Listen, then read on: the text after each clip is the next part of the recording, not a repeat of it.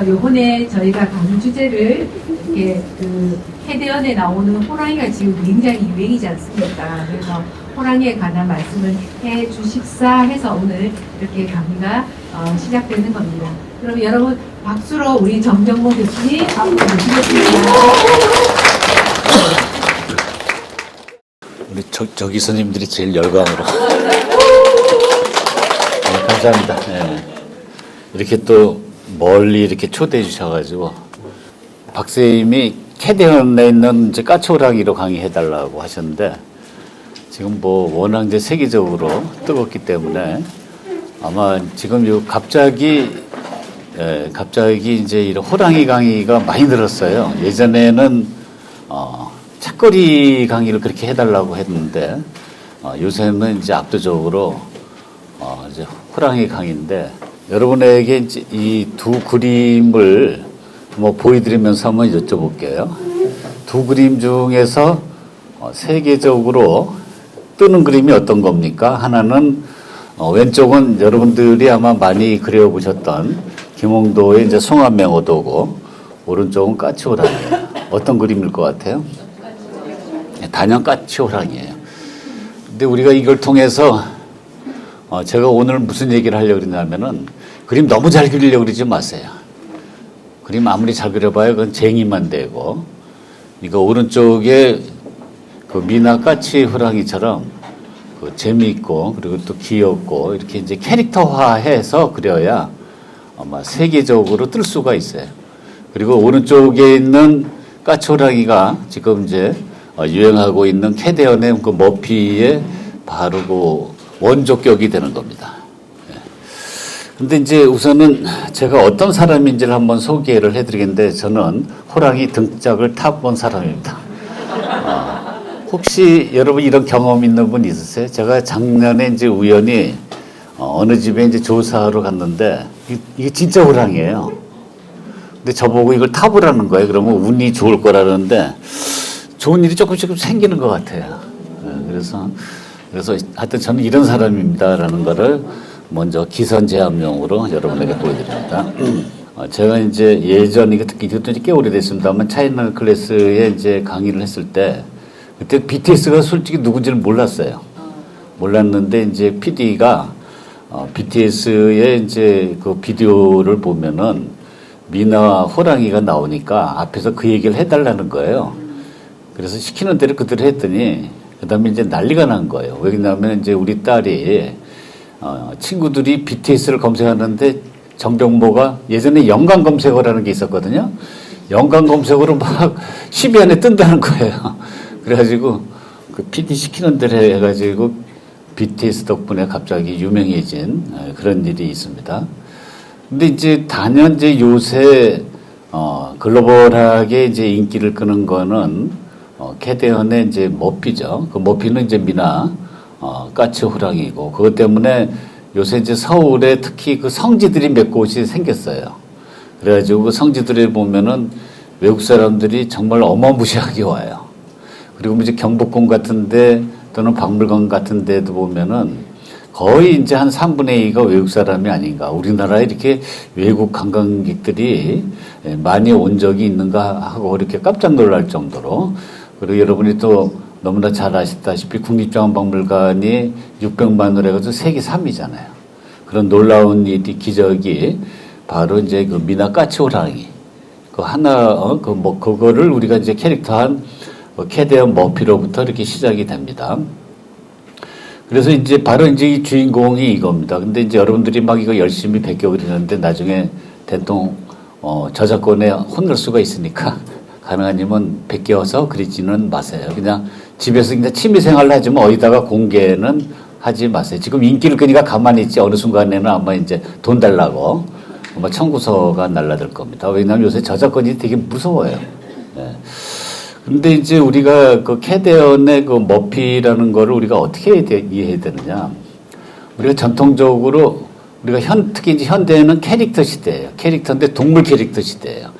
그래서 이제 동물 캐릭터에 이제 가장 오래된 게 여러분이 너무나 잘 아는 이제 그 미키마우스 아니에요? 그 다음에 이제 뭐 헬로 키티, 스누피, 피카츄, 곰돌이, 푸, 앤드 뭐예요? 머피예요. 그러니까 우리가 이제 이 미나의 까치호랑이가 이렇게 세계적으로 사랑받는 캐릭터가 됐다는 사실은 정말 뿌듯하지만은 그다음에 또 하나 여러분이 기억해야 될 건 뭐냐면은 동물을 갖고 이렇게 이제 시화하고 동물을 갖고 캐릭터화해야 한다. 아까 말씀드린 것처럼 김홍도의 그 성화 맹호도처럼 사실적으로 그린다고 그게 세계적인 그림이 되는 게 아니다. 그러니까 여러분들이 뭘 미나를 그리더라도 뭘 그리냐가 되게 중요해요. 그러니까 어떠한 그림 작품을 선정하느냐, 어떠한 모티브를 선정하느냐가 여러분이 작가로서의 활동하는 데 있어서 반응 결정해요.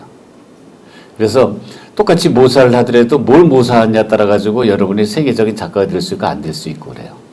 그래서 이제 우리가 이런 세계적인 트렌드를 정확히 이해하는 게 중요하다라는 겁니다. 그런데 사실은 이 미나 까치호랑이가 세계적으로 뜨게 된 첫 번째 계기는 여러분 그 위에 있는 것처럼 뭡니까? 88 올림픽의 호돌이에요.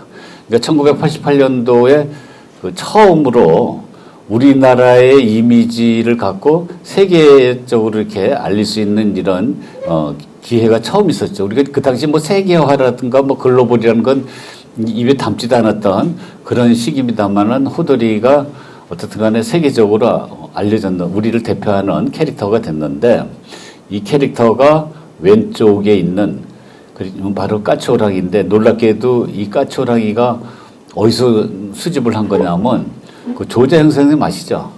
미나를 처음 우리나라에서 일어났던 분인데 그분이 이제 여기 그 대구에 이제 그 계명대 동산병원을 설계했어요.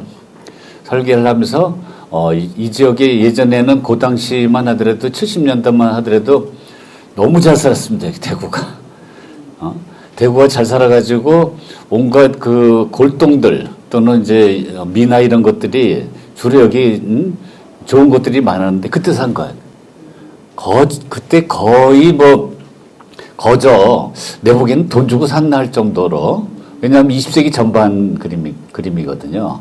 그랬는데 이게 세계적인 스타가 됐어요. 세계적인 BTS가 됐어요. 그래서 이제 시대하고 상관없고 아까처럼 테크닉하고 상관이 없습니다. 여러분 그러니까 결국은 뭘 택하느냐고 보는 눈이 되게 중요한데 또 한 번 이 미나 까치호랑이가 또 세계적으로 뜬 계기가 있습니다. 그거는 뭐냐면 이제 88 서울 올림픽의 마스코트 호돌이 30주년 기념식을 했는데 그때 여러분이 알고 있는 이제 왼쪽에서 두 번째는 너무나 잘 아시는 이제 윤열수 관장이잖아요.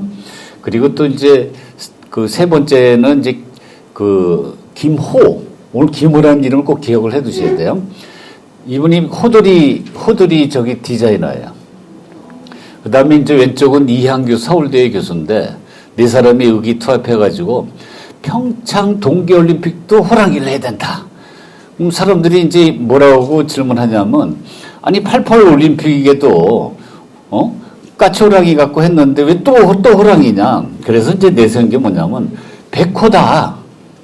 그러니까 백호라는 거는 이게 이제 굉장히 그 드문 그런 동물이기 때문에 이 경우는 뭐냐면 통치자가 정치를 잘하면은 태평세월이 있다 해가지고 하늘이 내려주는 일종의 사인이에요. 뭐 봉황, 백호, 용 이런 게 다 마찬가지입니다. 또는 기린. 그래서 이제 이거를 이제 내세운 거예요. 그 당시 이제 박근혜 대통령이 이걸 받아들였어요. 받아들였는데 청와대에서 몇 번 왔다 갔다 얘기되더니 백호만 들어간 게 아니라 또 하나가 딱 더 들어갔어요. 그게 뭐겠습니까? 곰이에요. 다시 말하면은 우리가 당군 신화 있잖아요.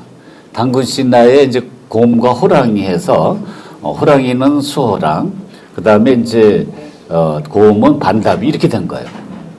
그럼 벌써 이제 두 번째 우리가 이제 그 미나 호랑이가 세계적인 우리나라의 대표적인 그 캐릭터, 마스코트, 브랜드가 됐잖아요. 그리고 나서 이제 세 번째가 바로 이제 알려지게 된 게 그 머피예요. 더피. 제가 자꾸 머피 그러는데 우리 개 이름이 머피입니다. 더피예요. 네.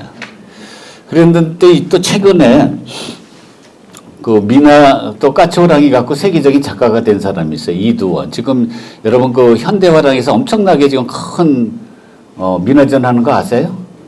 그 비슬러도 땡빛을 얻어서라도 꼭 오셔야 돼요. 굉장히 거기 이제 두 군데인데 현대화랑은 이제 조선시대 미나 가지고 하고 갤러리 현대 그 바로 옆에 있는 갤러리 현대는 또 그거 갖고 현대화하는 작가들. 그러니까 미나 작가가 처음으로 이제 미술 시장에 들어가는 거예요.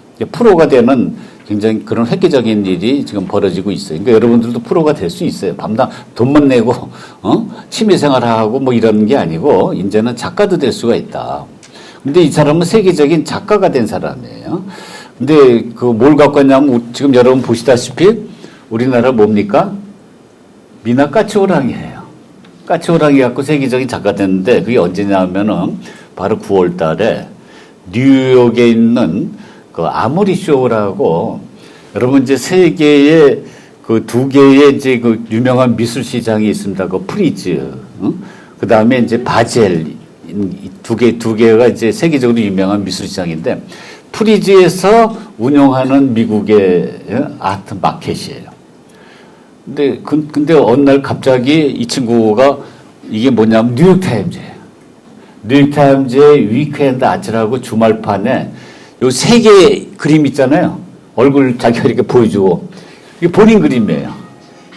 그리고 또 그 다음 장에도 저기 첫 번째가 본인 그림이에요. 대박 아니에요? 별로예요? 왜 이렇게 반응이 없으지? 그래가지고 여기 뉴욕타임즈의 그 아모리쇼에 참석했던 그 13명의 대표적인 작가의 첫 번째로 손꼽혔고, 그 다음에 월스트리트 저널에는 6명의 작가에 또 뽑혔어요. 그리고 또 이제 그 10월 달에는 런던 프리즈에 또 오프닝 작가로 뽑혔어요. 여러분 이게 무슨 얘기인지 아세요?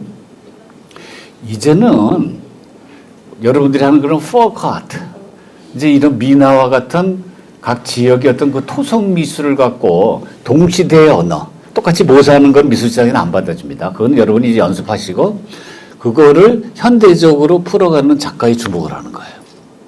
이게 세계적인 추세로 바뀌었어요. 근데 그 이전에는 여러분 그 모더니즘, 아니 뭐 단색화, 추상회화처럼 굉장히 그 보편적인 언어로 그리는 거. 그러니까 예를 들어서 우리가 뭐 뉴욕에서 그리는 추상회화나 런던에서 그리는 추상회화나 한국에서 서울에서 그리는 추상회화는 뭐가 달라요? 그러니까 그 지역에 어떤 그 삶이 들어가 있질 않아요. 그러니까 그 지역에 어떤 사회적 이슈가 들어가 있질 않아요. 그 지역의 역사와 전통이 들어가지 않고 그냥 보편적으로 똑같은 그런 시각 언어로 뉴욕에서는 뉴욕에서 또는 런던에서 파리에서 서울에서 그랬던 거예요. 이제 거기에 대해서 이제 우리가 이제 미술시장에서는 뭔가 이제 실증을 내는 거예요. 뭔가 그 지역의 이야기를 해라. 그 지역의 토속적인 이야기를 좀 들려달라. 그래서 이러한 그 미나를 또는 원시 미술을 바탕으로 하는 작가가 지금 세계적으로 뜨고 있어요. 그렇기 때문에 이번에 우리나라 최고 화랑이 현대화랑에서 왜 미나를 가지고 그리는 작가를 거기서 처음으로 전시를 해주겠어요. 예전엔 미나 작가 뭐 그냥 돈 많은 아줌마들을 뭐 인사동에서 뭐 그냥 전시하고 노래하고 이런 거라고 막 폄하했던 그런 건데 지금은 이제 받아들이고 있어요. 그 엄청난 일 아니에요?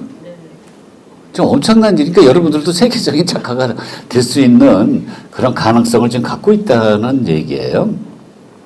그래서 지금 여기 전시하는 장면이 이번에 그 이두원이라는 작가도 그 갤러리 현대에서 초대를 해가지고 저기 이제 뭐 박명자 회장 우리나라 최고 미술계를 움직이는 하여튼 그 왼쪽 제 옆에 있는 분, 그 이두원 또 박박용 여러분 그 까치호랑이를 갖고 왼쪽에 있는 작품을 갖고 이렇게 현대적으로 조금씩 색깔하고 이렇게 바꾼 거예요. 근데 재밌는 건 여러분 바닥에 카펫이 깔려 있잖아요. 이건 어디서 만들었냐면은 파키스탄에서 만든 거예요. 그러니까 자기가 이 그림을 파키스탄에 보내가지고 파키스탄이 이제 제작비가 좀 싸잖아요. 그래서 그거를 제작해갖고 이거를 바로 그냥 전시 며칠 전에 갖고 와서 밑에 쫙 깔아놓는 거예요. 이런 식으로 우리가 이제 그 미나를 갖고 또는 전통 미술을 갖고 동시대 언어를 이렇게 풀어간다. 이런 작업을 여러분이 하셔야 돼요. 이제 모사만 해가지고 그거는 돋보리가 안 돼요. 그거는 물론 당연히 해야 돼요. 해가지고 빨리빨리 익히고 그거를 조금씩 현대적인 언어로 이제 풀어가야 된다라는 걸 보여주는 거예요.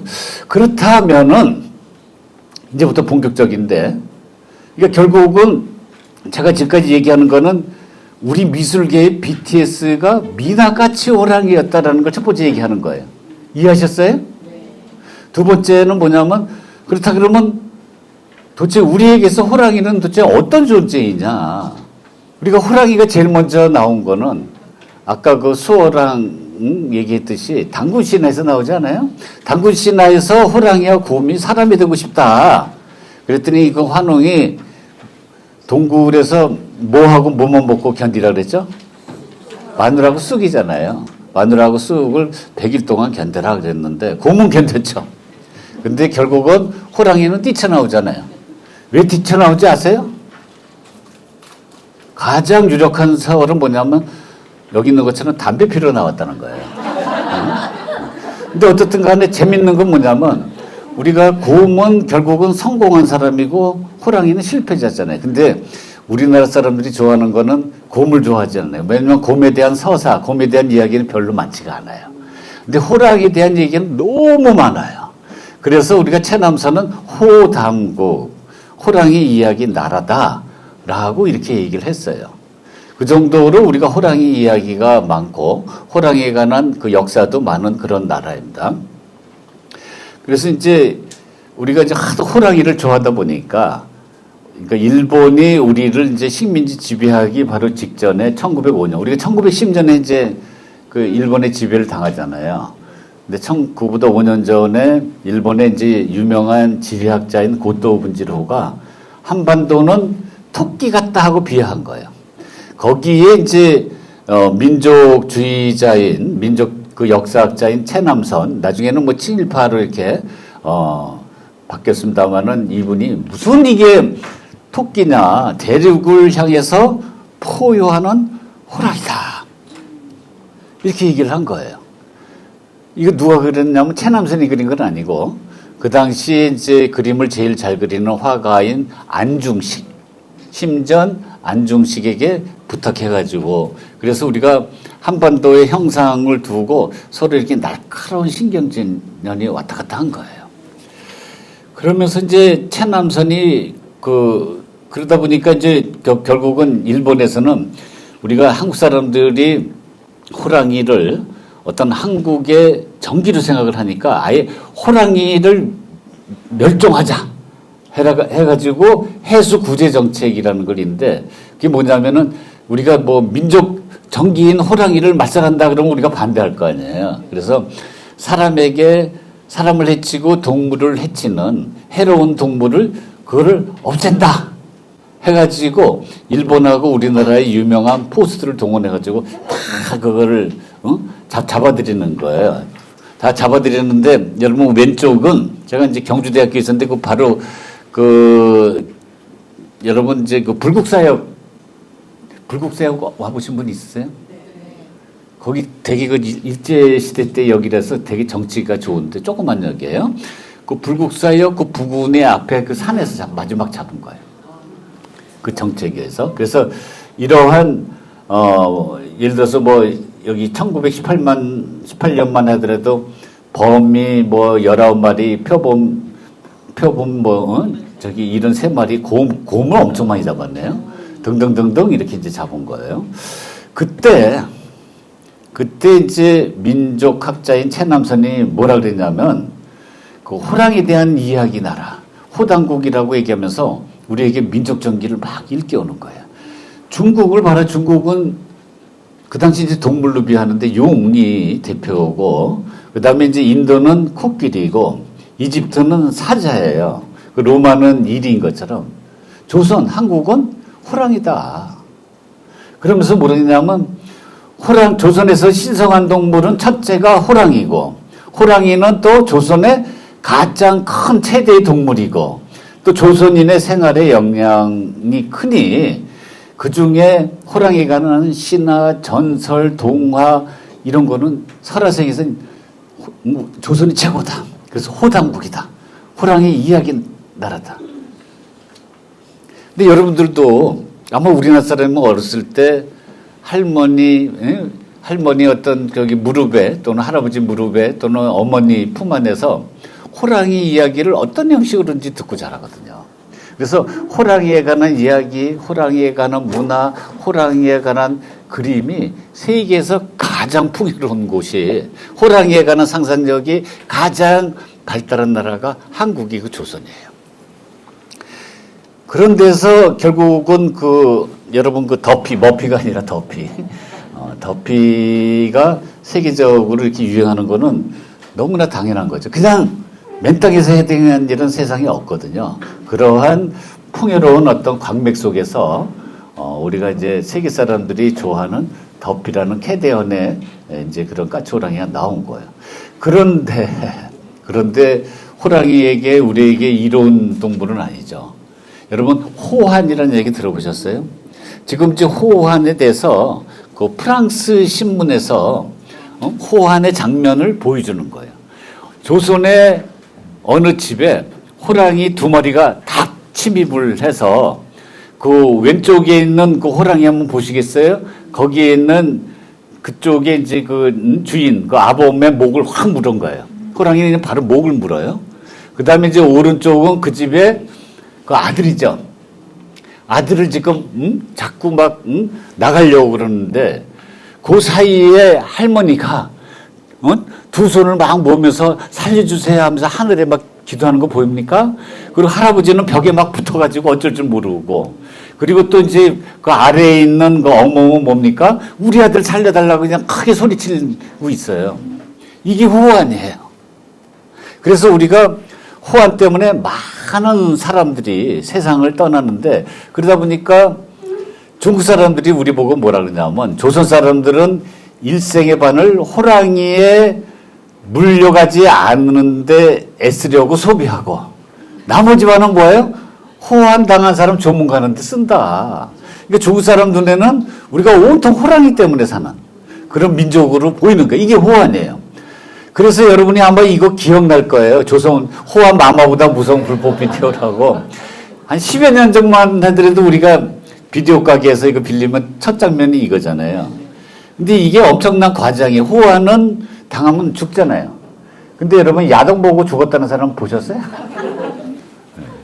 여러분 이제 그 경주에 오시면은 흑륜사라고 있어요. 근데 흑륜사가 지금 경주에 2군데가 있어요. 여러분 이제 경주 IC에서 이렇게 나가다가 왼쪽으로 꺾이면 공식적으로 그 흑륜사라는 데가 있고, 그런 이제 경주 사람들은 거기는 흑륜사가 아니다. 경주 공고라고 있어요. 거기서 조금 시내 쪽으로 오면 경주 공고가 흑륜사다 이렇게 생각하는데, 어떻든 간에 흑륜사에서 2월 초파일, 요새 4월 초파일이잖아요. 예전에 2월 초파일이에요. 2월 초파일에 이제 탑돌이 행사가 이루어집니다. 근데 탑돌이 행사가 우리가 이제 보통 거기서 이제 탑을 오른쪽으로 이렇게 들잖아요. 근데 할머니들이 가끔 왼쪽으로 드는데 그러면 아유 할머니 오른쪽으로 들으세요. 이렇게 해야 돼요. 그 우유라 그래요. 이게 왜냐하면 이제 인도에서는 왼손으로는 이렇게 이제 오른손으로는 이제 신성한 걸 음식이나 걸 먹고 왼손으로는 이렇게 뒤를 닦고 그러거든요.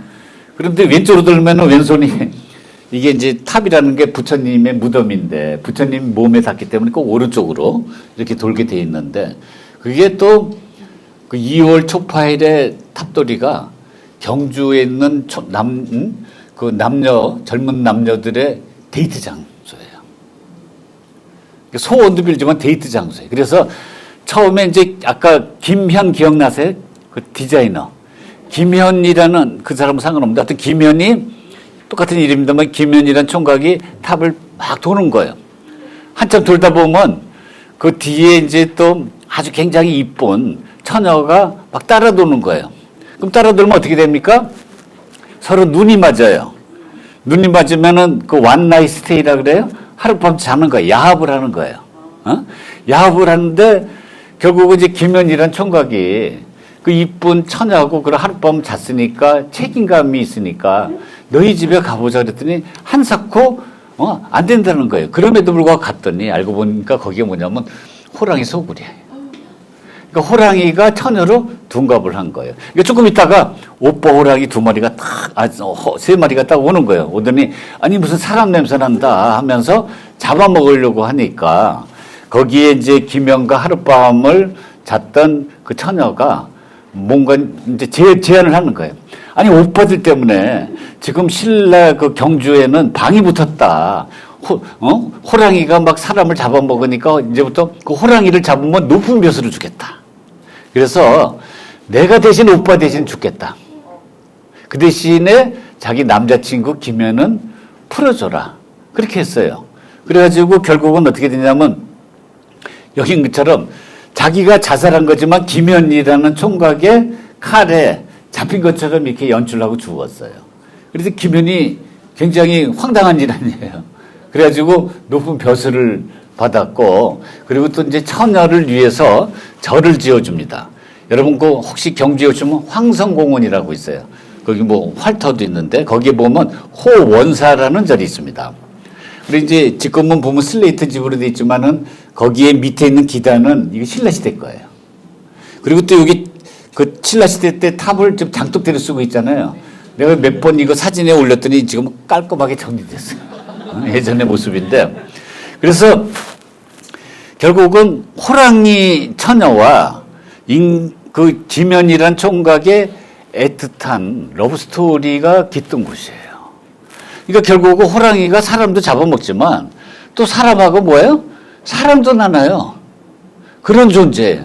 그러니까 우리에게서 호랑이라는 거는 이렇게 그 양면적인 그런 존재인데, 여러분 근데 이제 88 올림픽 때 우리가 이제 아까 말한 것처럼 마스코트를 호랑이로 하자 해가지고 전국에 있는 이제 유명한 디자이너를 이렇게 이제 공모를 했어요. 그래가지고 호돌이가 이제 당선이 됐는데 그때 딱 이름을 들춰보니까 이름이 뭔지 아세요? 김연이에요. 뭐 소름이 돋거나 그러지 않았어요? 어디 갔더니 소름이 돋는다. 너무 추워가지고. 그래가지고 그러니까 거기 있는 사람들은 다 호랑이 전문가들 아니에요, 심사위원들이. 1500년 전에 김연이 살아 들어갔다. 참, 그 우연한 그 인연이죠. 그래서 이제 호랑이가 우리가 역사 속에서는, 우리가 단군 신화라든가 김연 감호설화라 그래요, 지금 말씀드린 거. 아니면은 우리가 아까 말한 호환을 통해서 우리에게서는 정말 그런 인간적인 존재이기도 하고 또 우리를 해치는 존재이기도 하고 또 우리와 사랑을 나누는 존재다. 이런 양면적인 존재다. 그러면서 또 호랑이는 우리에게서 어떤 존재냐? 산신이에요. 산신. 그래서 여러분이 그 사찰에 가면 그 산신각들 있잖아요. 산신각들에 보면 여러 가지 산신 모습이 있는데 산신 옆에 꼭 누가 있냐면 호랑이가 있는 거예요.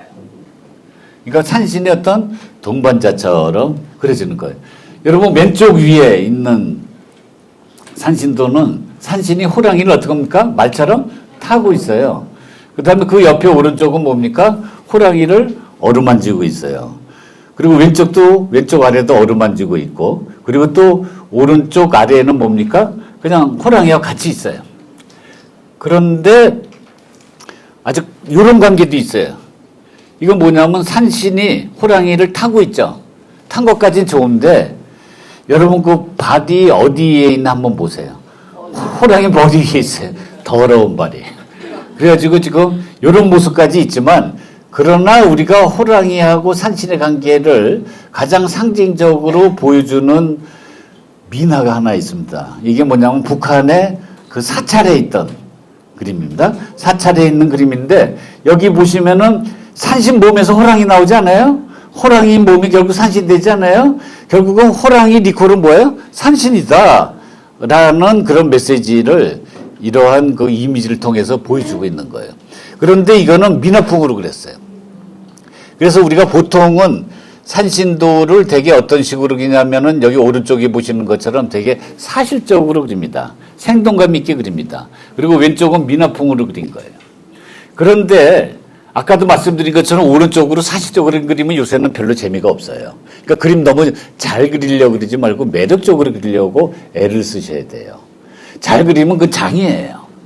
그래서 여기 보시면은 산신은 실존하지 않지만은 좀 굉장히 근엄한 할아버지죠. 근데 근엄하기만 한 게 아니라 입술은 또 빨간 입술을 되게 섹시하잖아요. 거기다가 또 수염은 뭡니까? 어떤 기운에 의해 가지고 이렇게 휘날리고 있어요. 그리고 근데 왼쪽은 미나풍으로 그린 산신을 보면 눈이 몇 겹입니까? 2겹이에요. 그 다음에 코는 뭐예요? 거의 체온계 같지 않습니까? 그리고 이제 입술은 다이아몬드형이고 수염은 거의 구두술처럼 딱딱해요. 그리고 귀는 뭡니까? 냄비 뚜껑 손잡이 같잖아요. 냄비 손잡이. 그런데도 불구하고 왼쪽은 미나다운 맛이 있는 거예요. 요새 이런 그림들이 더 뜨고 있어요. 그래서 보통은 이제 우리 미나 작가들이 너무 잘 그리려고 했었는데 그건 그래봐야 헛방이다. 지금 누누에게 좀 헛방이다. 매력적으로 그려야 된다. 캐릭터로 그려야 된다. 현대 사람들이 좋아하는 걸 그려야 된다라는 거예요. 그 다음에 우리가 이제 그 산신, 호랑이는 산신이라고 그랬다. 왜 산신인지 아세요? 여러분 그 우리나라의 국토의 3분의 2가 뭐예요?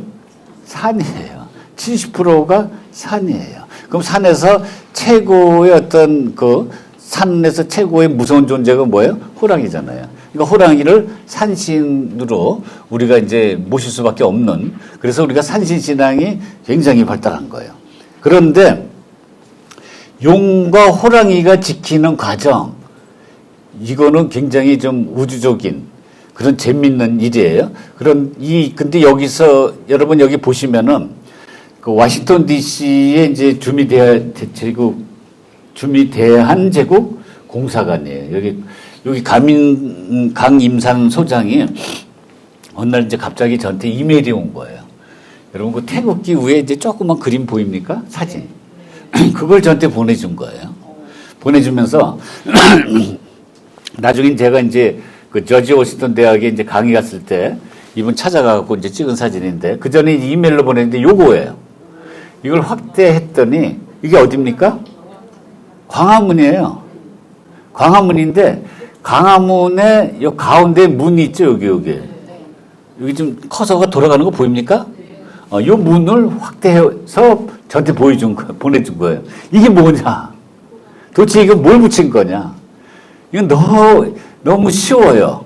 이게 이제 장군상 같은 걸 붙이고 있고 여기에 이제 그 두 사람이 좀 임금님을 향해서 뭡니까? 이렇게 절을 하고 있잖아요. 요 상은 바로 오른쪽에 있는 이거예요. 이게 비슷한 게 어디냐? 하회마을에 있어요. 하회마을에. 이게 이제 신도하고 울루예요. 신도하고 울루인데, 여러분 이제 동국세식이라는 조선시대의 그 민속 기록을 보면 뭐라 그러냐면, 동화서 있죠? 그러니까 궁중에서 이제 필요한 그림을 그려주는, 그러니까 공무원 화가들이 근무하는 그 도화서에서 황금빛 갑옷을 입은 두 장군상을 그려 바치는데, 한 장군은 도끼를 들고 저기 오른쪽 아래 그림을 보시면서 또 한 장군은 깃발을 들었다. 이 그림을 모두 어디다 붙였어요? 대골문 양쪽에 붙였다. 이게 뭔지 아세요? 문배예요. 여러분 문배주 아시죠? 문배주를 먹으면 1년 내내 정월 초하루 때 먹으면 1년 내내 나쁜 기운이 안 들고 나처럼 이렇게 감기 같은 거 안 들어요. 지금 문배주를 못 먹어서 그래요. 네. 그리고 이거예요. 그럼 이게 왜 이렇게 떨어져 있겠어요?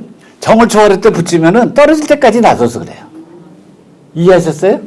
그런데 이거를 제가 이제 고증을 해가지고 강임산 수장한테 그래서 그걸 얘기했더니 한동안은 그거를 이렇게 붙여가지고 이벤트를 벌였어요. 한 3년간 하더니 요새 안 하더라고요. 그래서 옛날엔 이런 전통이 있었다, 궁궐에. 근데 이 장군상이 도대체 뭐냐? 그거는 우리가 이제 중국의 그 민속지인 풍속 통일을 보면 신도와 울루예요. 신도라는 장군과 울루라는 장군이에요. 근데 도삭산이라는 산이 있는데 거기에 이제 복숭아 나무가 다 2개가 양쪽에 있는 거예요. 여러분 이제 공항에 가면은 그 검색돼 있듯이 그 집안을 들어오는 귀신이 전부 복숭아 나무를 통과하게 돼 있는 거예요. 그러면 이제 우리가 귀신이라는 존재가 인간에게 이로운 귀신도 있고 인간에게 해로운 귀신이 있어요. 인간에게 이로운 귀신은 무조건 패스겠죠. 통과. 해로운 귀신은 어떻게 합니까? 그걸 잡아요. 잡아가지고 뭐로 묶냐면 갈대끈으로 묶어요. 그리고 옆에 있는 호랑이의 울에 던져서 호랑이에 잡아먹히게 해요. 여러분 노랗게 표시한 것들 신도와 울루라는 장군, 복숭아 나무, 갈대끈, 호랑이 전부 이게 뭔지 아세요? 액막이에요. 나쁜 걸 쫓아내는 액막이에요. 벽사예요. 그래서 호랑이를 우리가 액막이 벽사용으로 사용을 하는 거예요. 그래서 이 신도울루가 바로 이 장군상이에요. 이해하셨어요? 이게 중국의 신도울루예요. 여러분 여기 신다루인데 여기 신도입니다. 그리고 울루고 이건 이제 완전 중국 거고 앞에 거는 이제 우리가 하얀 마을에 있는 건 이제 우리식으로 한 거죠. 그런데 재밌는 거는 여러분 울산에 처형암 혹시 가보신 분 손 들어보세요. 한 분밖에 없어요. 이거 강의도 가면 꼭 가보세요. 처형암, 울산의 처형암이요. 아 모르세요? 적어두세요. 처형암. 여기서 뭐 한 시간 반이면 가지 않나요? 모르겠네. 처형암에 그러니까 그 신라시대 때 그 헌강왕이 바로 이제 이 울산에 여기에 이제 행차를 한 거예요. 처형암 부근에 처형암이라고 어디 써 있냐면 여기 보입니까? 여기에요. 여기 바다인데 갑자기 하늘이 껌껌해져 가지고 앞을 분간할 수가 없는 거예요. 그럼 그때는 이제 누구한테 왕이 이제 자문을 넣냐면은 이런 저기 날씨에 관한 이런 조언은 그 무당이 있어요. 그걸 일간이라 그래요. 이거 무당한테 요새도 지금 뭐 얼마 전에 대통령이 막 무당한테 물어봤는데 그게 옛날부터 전통이 사실은 있어요. 그래가지고 무당한테 물어봤더니 이거는 용이 심술을 부린 거다. 용이 좋아하다. 여러분 우리나라에서 우리나라가 삼면이 바다잖아요. 그래서 가장 많이 발달했던 신앙이 용왕신앙이에요. 그리고 우리나라의 국토의 3분의 2가 산이잖아요. 그래서 또 발달한 게 산악신앙. 그러니까 이런 해양의 용왕신앙하고 그 다음에 산악신앙 이거 두 가지를 이해하셔야 돼요. 그래야 여러분이 미나를 정확히 이해할 수가 있어요. 그래서 용이 조화를 부린다니까 그럼 어떻게 하면 좋으냐. 그래서 용을 위해서 절을 지어주세요. 그래서 망해사라는 절을 지어준다고 약속을 했더니 하늘이 그냥 깔끔하게 밝아진 거예요. 여기가 처형암입니다. 여기 꼭 가보세요. 요새 못 들어가게 되는데 그래서 이게 울산의 망해사라는 자리 바로 그 가까운 데에 이렇게 있습니다. 황룡사는 가보셨죠? 경주 황룡사. 그러니까 황룡사가 결국은 경주가 뿐만 아니라 신라의 최고 큰 절인데 중심이 되는 절인데 원래는 거기 뭐 지려고 한지 아세요? 궁궐을 지려고 그랬어요. 궁궐을 지려고 그랬는데 갑자기 용이 나타나는 거예요. 그 용이 나타나면 결국은 뭐냐면 이게 이 지역은 신성한 지역이다. 그러니까 이러한 그 속된 궁궐 같은 거 지으면 안 된다.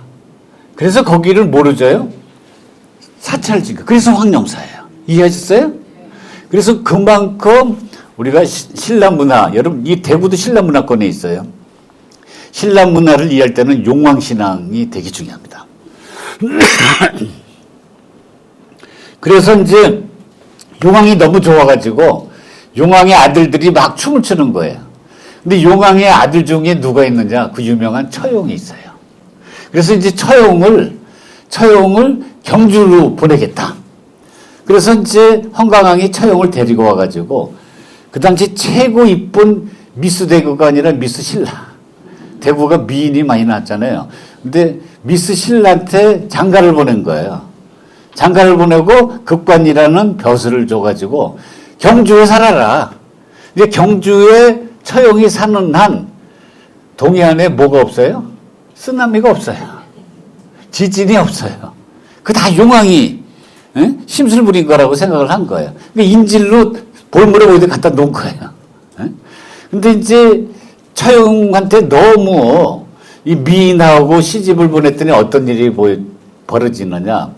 여러분 그 얼마 전에 우리가 코로나 때문에 된통 혼났잖아요. 예전엔 코로나와 같은 그런 병이 마마병이라고 있어요. 마마병인데 그 역신이란 귀신이 바로 그 처용의 이쁜 부인을 항상 노리고 있는 거예요. 근데 처형이 어느 날 술 먹으러 밖에 나갔어요. 그게 여기 나오는 거예요. 동경 달 밝은 밤에. 동경이라는 게 도쿄가 아니고 여러분 경주를 예전에 동경이라고 그랬어요. 동경 달 밝은 밤에 밤들이 놀리다가 경주에 오시면 동천동이라는 데인데 거기는 24시간 술을 마실 수가 있어요. 그래서 거기서 이제 밤늦게 놀다가 들어와서 문을 탁 열고 자리를 보니 가로리 네이여라 가랑이가 넷이다. 둘은 네이인데 둘은 누워 있고 둘은 누구예요? 자기 마누라 거잖아요. 근데 나머지들은 누구예요? 그 마마 귀신 역신 거예요. 그러니까 역신이 자기 부인하고 뭐 잠자리를 같이 하는 거예요. 그럴 경우 여러분 여기 남자분이 한 분밖에 안 계시네. 어떻게 하시겠습니까? 이게 혈액형마다 다른 거 아세요? 이게 A형이면 뭐냐면 문고리를 붙잡고 발발발 떠는 거예요. 소심해가지고. B형은 밖에 나가가지고 휴대폰으로 경찰서에 전화를 해요. 근데 AB형이 제일 야비해요. 혹시 AB형인지 모르겠다. 이렇게 창호지를 문을 쿡 뚫고 그 둘이 잠자리 하는 걸 이렇게 훔쳐보는 거예요. 근데 O형은 뭡니까? O형은 굉장히 굉장히 아주 격렬하게 자기가 손에 쥐는 게 무기예요. 만약 볼펜이면 볼펜으로 달려들고 또 방망이면 방망이 갖고 달려들고 그렇다 그러면 그런데 처형은 뭐라 그랬어요? 본디 내해지만 뺏겼으니 어쩔까. 본디 내 만들어지만 뺏겼으니 어쩔까 하면서 너 그렇게 용서를 해준 거예요. 무슨 형이에요? A형이에요.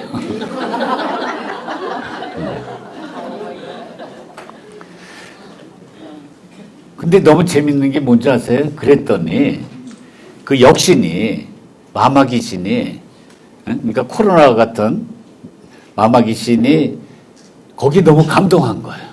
처형의 넓은 아량에 감동해가지고 여러분 나라 사람이 밑에서부터 세 줄 노란 거 중에 세 보면 나라 사람이 신라 사람들이 문 앞에다가 뭘 붙여요? 처형 형상을 붙이면은 절대 맹세코 거기 뭡니까? 들어가지 않았다. 이게 우리나라 최초의 민화의 시작이에요. 최초의 민화 시작이 울산에 또는 경주에서 이루어진 거예요.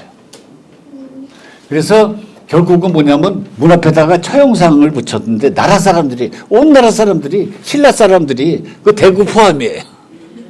그렇죠? 정월 초하루 때 문 앞에다가 처형상을 붙인 거예요. 근데 신라시대 처형상은 좀 남아있는 게 없고 저 오른쪽에 조선시대 처형상이 남아있어요. 만면에 막 웃음을 띠고 있잖아요. 굉장히 너그럽게 보이지 않아요? 넓은 아량. 그래서 이런 상을 문 앞에 붙였는데 근데 주걱턱이에요. 그래서 이거 우리나라 사람이 아니다. 서역 사람이다. 뭐 이란 사람이다. 위구르 사람이다. 여러 가지 설이 많아요. 예. 예를 들면 이런 식으로요. 이렇게 문 앞에다가 이렇게 붙이는 거예요. 그래서 우리가 처형을 문 앞에 붙임으로 해서 가정이라는 어떤 그 공간을 이렇게 이제 안전하게 이렇게 지키는 거죠. 이걸 우리가 무슨 풍속이라 그래요? 문배라 그래요. 문배. 처형 문배죠. 그런데 조선시대에 와가지고는 이 처형 문배가 용호 문배로 바뀌어요.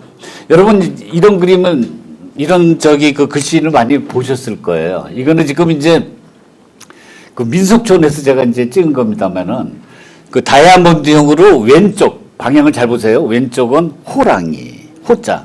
그다음에 오른쪽은 용을 이렇게 붙이는 거예요. 이건 이제 용호 문배도라 그래서 그러나 실제로는 원래는 이렇게 그림을 갖다 붙여야죠. 언제 붙여요? 정월 초하루 때. 그러니까 우리 구정 때예요. 이게 세시풍속이에요. 그래서 1년 내내 이 집안을 지키는데 어떻게 지키느냐. 여러분 이 그림 호랑이 그림을 보면 여기에 이렇게 써 있어요. 용수 오복 호축 삼재다. 그러니까 용은 오복을 가져오고 오복이 5가 아니고 만복이에요. 여기는 오행사상에 의해서. 그리고 그러니까 온갖 용은 복을 불러들이는 거고 그 다음 호축 삼재 호랑이는 삼재 세 개의 재앙이 아니라 온갖 재앙을 다 물리치는 거예요. 아까 말씀드렸죠. 여러분 신도울로 기억나세요? 신도울로 할 때도 그걸 잡아가지고 어디다가 호랑이 울에다가 던진다 그랬잖아요. 그러니까 호랑이는 벽서예요. 액막이에요. 그래서 이렇게 여러분들이 한쪽에는 뭡니까? 호랑이, 한쪽에는 용을 붙이는데 위치 혼동하면 안 돼요. 다시 한번 보여드립니다. 어디라고 그랬어요? 왼쪽이 호랑이, 오른쪽이 용이에요. 그런데 이게 엄청난 문화적 의미를 갖고 있어요.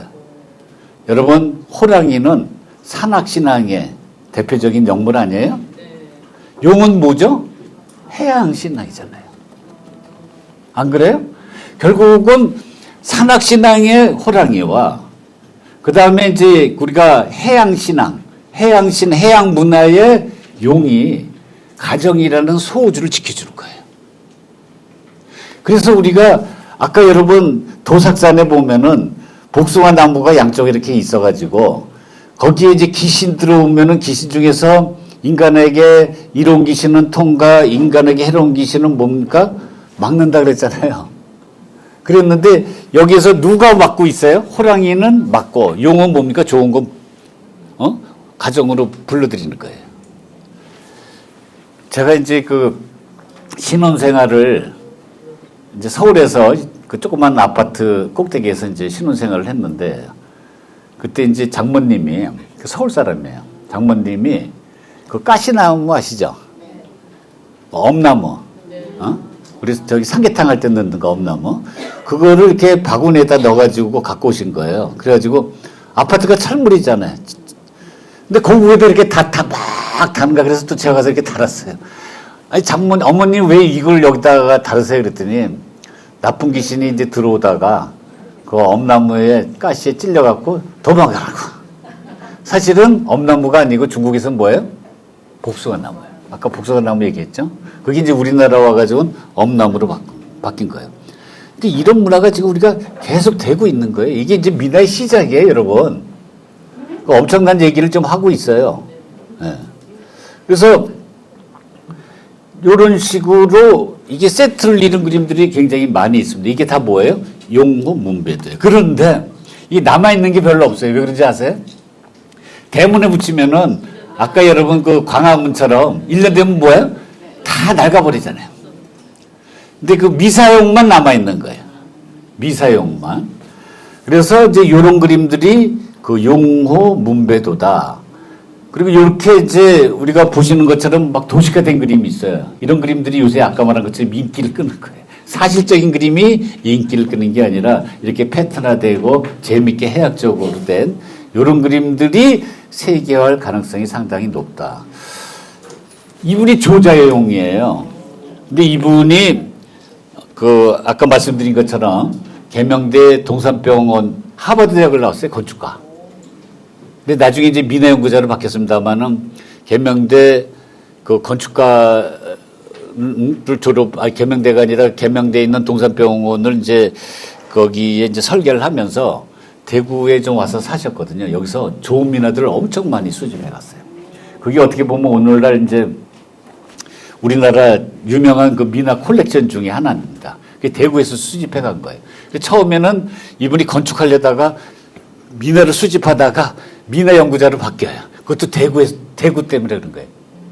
그래서 여기에는 정말 그 예전에 명품들이 많았던 어떤 그런 곳인데 그걸 가져다가 또 미국 처음 유학한 사람께 영어를 어마무시하게 잘할 거 아니에요. 그 당시에도는. 그래서 하와이 대학교 그다음에 LA 뭐 등등 미국을 다니면서 이 그림들 다 가져간 거예요. 이 병풍. 보입니까? 거의 전시도 하면서 강의도 했어요.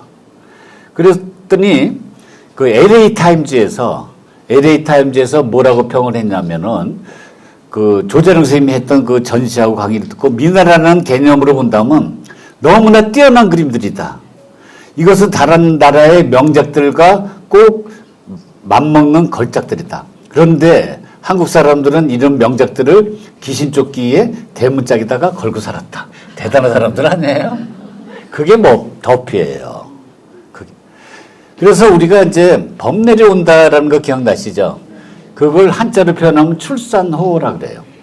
출산호라 그런데 그때 그 범 내려온다가 원래 판소리로 돼 있는 거를 이제 이 친구들이 이렇게 이제 현대적으로 풀어냈는데 그 앞부분 한번 읽어볼게요. 범 내려온다, 범이 내려온다. 장린 깊은 걸로 대한 짐승이 내려온다. 몸은 얼숭덜숭, 꼬리는 잔뜩 한 발이 넘고 누의 머리라 그래요. 누의 머리 흔들며 전동 같은 앞다리, 동화 같은 뒷발로 뭐 이렇게 쭉쭉쭉 이렇게 나오는데 이런 그림이 바로 범 내려온다예요. 출산호. 우리가 호랑이라는 거는 동물의 왕이잖아요. 백수의 왕인데 그건 산 속에서는 그야말로 이런 위험을 떨칠 수가 있는데 산 밖에 나오면은 우리하고 별반 차이가 없어요. 다른 동물하고 차이가 없어요. 긴장하는 거예요. 그 산 밖에 나와서 출산 범이 내려와가지고 결국은 뭐냐면 긴장한 모습을 그린 거예요. 그래서 여러분 긴장해서 혹시 앞에 적이 나타나면은 눈에 노란불을 켜는 거예요. 눈에 노란불 보입니까? 그 다음에 이제 붉은 입을 벌리는데 여기는 이제 붉은 입까지는 벌리진 않았어요. 아직은 이렇게 경계하는 눈치예요. 그리고 등을 이렇게 올리는 겁니다. 그리고 꼬리를 고추 세워요. 그래서 일촉즉발의 긴장감을 표현하는 게 여러분 김홍도의 송화맹오도예요. 그래서 이 송화맹오도의 터럭을 칠 때는 이 터럭 자체가 여러분 무서우면은 머리가 어떻게 쓰죠? 쭉빛 쓰죠. 그걸 우리가 한자로 유식하게 뭐라 그래요? 모골이 송연하다 그래요. 머리가 쭉뼈 서듯이 모골이 송연한 느낌으로 그런 느낌으로 탁탁 털을 쳐야 그래야 이 맛이 살아요. 그걸 그냥 옆 사람하고 얘기하면서 막 노래 들으면서 이렇게 하면은 선이 다 죽어버려요. 그때 긴장감을 갖고 이렇게 탁탁탁탁 이렇게 쳐 나가야 돼요. 왜 그래요? 출산하기 때문에. 지금 산 밑에 내려온 거예요. 호랑이도 무서워해요. 호랑이도 경계를 하고 있는 거예요. 그래서 우리가 김홍도 호랑이를 보면은 지금 보시는 것처럼 굉장히 사실적이에요. 그 오른쪽은 실제 얼마 전에 세상을 떠난 여기 서울대 공원에서 세상을 떠난 우리나라 백두산 호랑이에요. 그래서 신문에 난 거예요. 신문에 난 걸 그런데 여기 보시는 것처럼 이렇게 사실적으로 그러는데 요새는 이렇게 사실적으로 그러면 재미가 없어요. 아까부터 얘기하지만은. 그리고 또 그 위에 운치 있게 걸쳐진 이 소나무는 김홍도의 스승인 강세향이 그린 거예요. 어떻게 보면 스승과 제자의 그 아름다운 그 랑데부 같은 그런 작품이 송화맹오도예요. 그렇지만은 계속 얘기를 하지만은 여러분 사실적인 호랑이와 오른쪽은 개념적인 호랑이, 실제 있을 수 없는 호랑이에요. 왜 그런지 아세요? 여러분 호랑이는 줄무늬예요. 그래서 그런데 여러분 그 표범은 뭐죠? 전무늬예요. 우리가 돈무늬라고 그래. 돈 모양처럼 생겼다 그래서 돈무늬라고도 하는데 그게 한 몸에 전무늬가 나타나고 줄무늬가 나타나는 건 현실적으로 불가능해요. 줄무늬면 줄무늬, 전무늬면 전무늬예요. 한번 볼까요? 이렇게 해요. 저 오른쪽에 여러분 그 호랑이 보세요. 다 전무늬죠. 근데 밑에에 표범이 밑에 호랑이 보면 머리끝부터 발끝까지가 다 뭐예요? 줄무늬예요. 그런데 미나 속에서는 여기 왼쪽처럼 뭡니까? 이게 가장 섹시한 몸매가 좋은 호랑이인데 여러분 보신 것처럼 전무늬도 나타나고 줄무늬도 나타나잖아요. 이거는 개념상의 호랑이에요. 미나 속의 호랑이지 실질적으로 이거는 불가능하다. 그런데 이게 제일 먼저 나타나는 그림이 바로 이 그림이에요. 이 그림을 여러분이 현대화랑에 가시면 보실 수도 있고 찍을 수도 있어요. 그래서 여기 보시면은 오른쪽에 18세기에 일본 민야관에 소장되어 있는 그 진사로 백자 진사의 호랑인데 여기도 잘 보시면은 전무늬하고 줄무늬가 섞여 있는 거 보입니까? 네. 문양을 보세요. 몸의 문양을 보면 이렇게 줄무늬가 있죠. 그리고 그 중간에 그 다음에 뭐가 있어요? 전무늬 보여요? 네. 그 다음에 또 줄무늬 있죠? 전무늬 있잖아요. 근데 여기도 똑같지 않아요? 여기도 줄무늬 있고 전무늬 있고 줄무늬 있고 전무늬 있죠. 이거는 개념상이에요. 미나 속에서는 이래요. 여러분 머피도 이런 호랑이에요. 그래서 이게 가장 오래된 호랑이에요. 너무 똑같지 않아요? 자세도 똑같고 눈도 똑같고 여기 발톱도 비슷하고 줄 문양도 비슷하죠? 근데 이건 확실한 18세기예요. 그런데 우리 저기 옆에 있는 선생님 대답 잘해서 너무 감사합니다. 그런데 여러분 좌우에 글 보입니까? 요 글에 요글. 여기 보여요? 요거 확대한 거예요. 번역도 해드릴까요? 네. 이거예요. 여러분이 요청을 안 해도 제가 설명하려고 했는데 호변, 표변이라는 얘기 들어보시죠. 표변은 많이 들어보시죠. 표변 사람이 어떻게 이렇게 확 바뀔 수가 있어 할 때 그 표본이잖아요. 부정적으로 쓰지만 원래 부정적인 용어는 아니에요. 대인이라고 여러분 이제 왕과 같은 이제 큰 인물들은 호랑이처럼 혁신적으로 변하는 거예요. 이거 호랑이 그 문양이 가을철에 확 변하는 거예요. 근데 표범은 그거보다는 약간 좀 다음 단계에 일시적으로 이렇게 변하는 거예요. 혁신이란 말이 여기서 나와요. 혁신. 여러분 아까 맨 앞에 기억나세요? 캐대헌, 까치호랑이, 혁신. 아니 호랑이하고 혁신하고 무슨 상관 있지? 여러분 궁금해한 사람이 한 명도 없었던 모양인데. 궁금하라고 내가 일부러 제목을 거기 달았는데. 호랑이는 혁신이에요.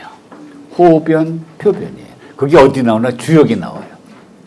그래서 대인은 호변이고 대인보다 낮은 단계에 있는 군자는 뭐예요? 표변이다. 그 다음에 이제 이런 소인들, 우리 같은 소인들은 그냥 얼굴만 바꾸는 거예요. 얼굴만. 네. 그래서 이제 이런 얘기인데, 그래서 세상이 어떤 그 변화를 유도할 때 우리가 혁신을 얘기할 때 호랑이나 표범의 문양을 갖고 설명을 해요. 이게 무슨 얘기냐? 가장 이른 시기에 우리가 18세기 나왔던 그러니까 사실적인 호랑이, 김홍도 호랑이 같은 거 말고 개념적인 호랑이 기억나세요? 줄무늬하고 뭡니까? 전무늬가 한 몸에 이렇게 혼합돼서 나오는 그 그림에서 제일 먼저 호랑이의 용도를 뭘 얘기냐면 변화를 얘기하고 있는 거예요. 혁신을 얘기하고 있는 거예요. 그러면 우리가 호랑이 하면 호랑이 기능이 여러분 뭐가 있어요? 벽사 기억나세요? 벽사. 액막이 아까 계속 얘기했잖아요. 그 다음에 뭐가 있어요? 혁신이에요. 근데 세 번째 있다가 권력 얘기를 할 텐데 여러분이 이제 요새 그 아마 인스타 같은 데서 많이 보셨을 거예요. 호피도가 지금 이제 갤러리 현대화랑에 지금 전시되고 있는데 호피도가 세상에 엄청 많아요. 근데 아무거나 그리면 안 돼. 아까 말씀드린 것처럼 뭘 그리냐에 따라 가지고 운명이 바뀌는데 베스트 오브 베스트예요. 멋있어 보이지 않아요? 일단 그 패턴도 아름답고 또 패턴도 되게 이렇게 이제 긴장감이 있고 그리고 여기에 막 털럭 치는 거 아까 말한 이제 머리가 쭉 펴쓰는 그런 어떤 그런 생동감 같은 거가 있어요. 네. 여러분 그 화성에 혹시 가보신 분이 있을지 모르겠어요. 수원 화성 그 정조가 만든 그 신도시 있잖아요. 거기에 이제 그 팔다사라는 이런 절이 있습니다. 그 절 중에 보면 이제 용화전이라고 왼쪽에 있는 정각입니다만은 여기 이제 미륵보살을 모신 곳이에요. 근데 이 중에서 바로 이 부분, 여러분 보시기에 왼쪽 벽에 뭐가 있냐면 여기입니다. 여기에 그 유명한 담배 먹는 호랑이가 있어요. 예전에 이제 담배 먹는다 그랬죠. 구름가자 담배 피는 호랑이가 있습니다. 그렇게 오래된 건 아니에요. 왜냐하면 이 팔다사가 1922년에 창건했으니까 이거보다 올라갈 수는 없는 거예요. 그런데 여기에서의 호랑이는 뭘 상징하느냐? 이건 100% 뭐예요? 관리예요. 안 그렇습니까?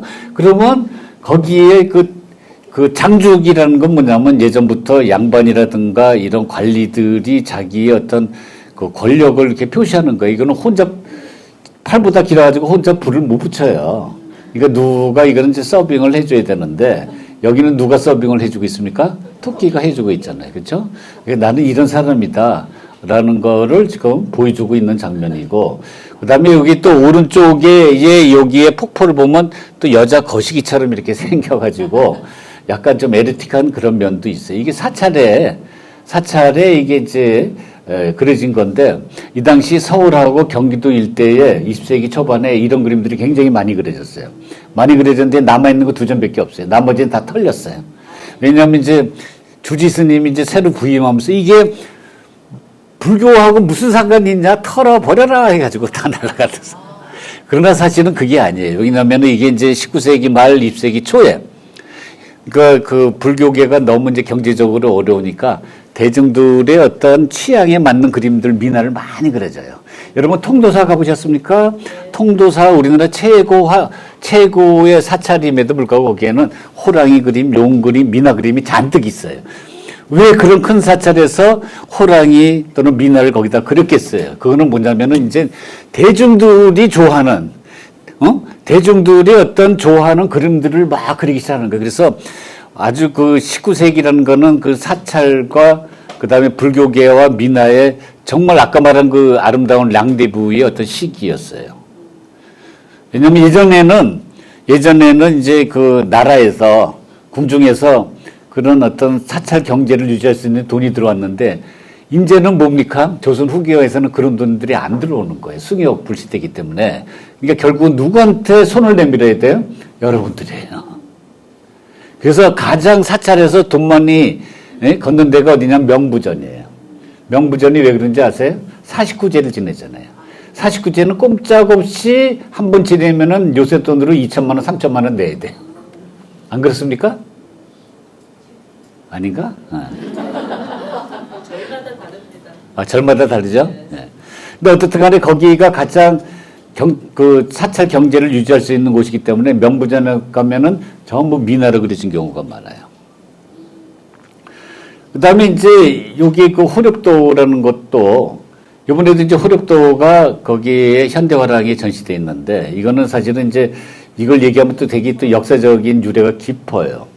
정조 때에 이제 북화, 중국을 배우자, 청나라를 배우자, 청나라의 어떤 문화를 배우자, 군사제도를 배우자 하면서 그 내몽골 쪽에서의 그 청나라 황제들이 그 사냥하는 장면을 그린 거예요. 그런데 여기에 보시면은 여기에 이제 청나라 황제가 지금 오른쪽에 무리가 보입니다. 그런데 그 밑에 보면은 호랑이가 있어요. 근데 호랑이가 지금 뭐 하고 있죠? 담배 먹고 있습니다. 그런데 이거는 혼자도 충분히 불을 붙일 수가 있어요. 왜냐하면 곤방대예요. 그럼에도 불구하고 토끼가 정말 그냥 정성껏 뭘 하고 있어요? 서빙을 하고 있어요. 그리고 이제 멧돼지는 이 호랑이한테 이 나뭇가지가 무슨 필요가 있는지 모르는데 그걸 또 갖다 바치는 거고 또 나머지 멧돼지는 또 뭡니까? 자기도 뭔가 바쳐야겠다면서 두리번거리고 있어요. 이게 무슨 얘기예요? 호랑이라는 거는 맹수의 왕이다. 권력이다. 그런데 재밌는 거는 뭐냐면은 여기에 그 호렵도는 결국은 뭐냐면 그 호랑이 사냥하러 온 거예요. 호랑이, 뭐 사슴, 심지어는 쥐까지 잡으러 오는데 저도 이제 사실은 이제 여기가 이제 내몽골 쪽에 있어요. 그래서 제가 경주대학교에 있을 때 대학원생들하고 여기 답사를 갔는데 세상에서 평생 볼 수 있는 나비를 여기서 다 봤어요. 온통 나비예요. 너무 아름다운 곳이고 관광객은 한 명도 없어요. 우리밖에 없어요. 그러니까 청나라 황제가 처음에 이제 북경에 있다가 여름에는 이제 열하로 가요. 왜냐하면 북경에 있으면 콜레라 때문에 자기들이 병이 걸리기 때문에 여러분 열하일기 있잖아요. 박지원에 그 열하로 가서 여름을 보내고 또 가을에는 거기보다 또 내몽골 쪽에 가서 이런 사냥을 하는 거예요. 왜냐하면 청나라 사람들이 제일 그 정적으로 여기는 게 몽골 사람이기 때문에 여러분 그 팀 스프리트 훈련 아시죠? 거기 이제 그 미군하고 우리나라의 이제 군인하고가 바로 북한 밑에서 막 계속 시하듯이 훈련하는 거잖아요. 너희들 이제 꼼짝 마라 하듯이 내몽골 밑에서 이런 군사 훈련을 하는 거예요. 사냥 겸 군사 훈련을 하는 거예요. 그걸 우리가 가을 사냥. 그게 호렵도예요. 호랑이 잡는 게 호렵도가 아니에요. 그런데 여기에서 어떻든 간에 호렵도 이렇게 가을 사냥할 때 호랑이를 좀 잡으러 온 건데 지금 그러면 호랑이가 도망가야 됩니까? 아니면 도망가야 됩니까? 그런데 지금은 너만 권력이나 나도 권력이다. 라고 지금 버팅기고 있는 거예요. 이런 게 이제 미나예요. 그래서 미나에서 이렇게 담배 피고 있는 겁니다. 이 담배 피는 거 보입니까? 그래서 이런 호랑이는 점점 권력의 상징이기 때문에 탐욕스럽게 표현되고 그 토끼는 막 쩔쩔매고 또 꽁은 뭡니까? 놀라서 막 날아가고 혼비백산한 이제 이런 장면들이 그러니까 이런 드라마를 그려야 돼요. 그냥 밋밋하게 그리면 안 되고 이렇게 드라마를 그려야 되는데 여러분 또 이제 여러분 현대화랑 전시해 보면 여기에 그 호랑이가 이렇게 있고 호랑이가 있는데 호랑이 얼굴은 또 뭡니까? 표범 아니에요? 그렇죠? 그리고 또 이제 몸은 또 전무늬도 있고 줄무늬도 있고 근데 토끼 두 마리가 지금 정성껏 지금 뭡니까? 담배 시중을 하고 있잖아요. 이게 있어요. 그리고 또 이제 그 까치는 또 이제 원래는 이제 까치하고 이 어떤 관계가 있어야 되는데 여기는 이제 너무 토끼가 적극적으로 하니까 자기네들은 그냥 이렇게 내려다보고 있는 이제 이런 역할을 좀 하고 있습니다. 그리고 또 호랑이하고 토끼 관계에 보면은 마치 우리가 할아버지하고 손자처럼 그 토끼가 뭡니까? 호랑이 등 뒤를 막 뛰어넘어서 이렇게 보고 있고 또 이렇게 호랑이는 완전 합쪽이 아니에요? 치아가 안 계시니까 합쪽이로 귀엽게 등 위에서 논이는 그 손자와 같은 이제 토끼를 바라보고 이런 장면들이에요. 그러니까 이게 무슨 얘기인지 아세요? 여러분 미나에 와가지고 어떤 그 스토리텔링이 있어요. 이야기가 있어요. 그러기 위해서는 무엇과 무엇의 관계, 릴레이션십이 표현이 되는 거예요. 다시 말하면 호랑이와 토끼, 호랑이와 까치 이런 식으로. 그런데 바로 이제 호랑이하고 까치에서 재미있는 역전관계가 일어납니다. 근데 까치 호랑이라는 말 요새 많이 쓰잖아요. 바보 호랑이라는 말 쓰잖아요. 이거는 근데 학문적인 용어는 아니에요. 우리 전통적으로 쓴 적은 없어요. 요새 최근에 수집가들이 붙였던 별명인데 이게 그냥 공식 명칭이 돼버렸어요. 그만큼 우리가 이제 이게 하나의 그 호랑이에 대한 어떤 따뜻한 애정을 표현하고 있는데 요새 이제 일본에 많이 가시잖아요. 그 구라시키라는 데 혹시 가보신 분 있으세요? 거기까지는 안 가시는구나. 한번 가보세요. 근데 여기는 대구하고도 관계가 있어요. 왜냐면은 구라시키의 그 이병철 같은 분이 있어요. 오하라라고. 그러니까 예를 들어서 우리가 대구 쪽에 그때 이제 제일모직에 이병철이 있었잖아요. 여기 방직공업을 해가지고 대구가 엄청나게 아까 말한 것처럼 돈 많이 벌었던 도시였고 구라시키가 그랬어요. 거기에는 이병철 같은 사람이 오화라는 사람이 있는데 오화라는 사람이 대단해요.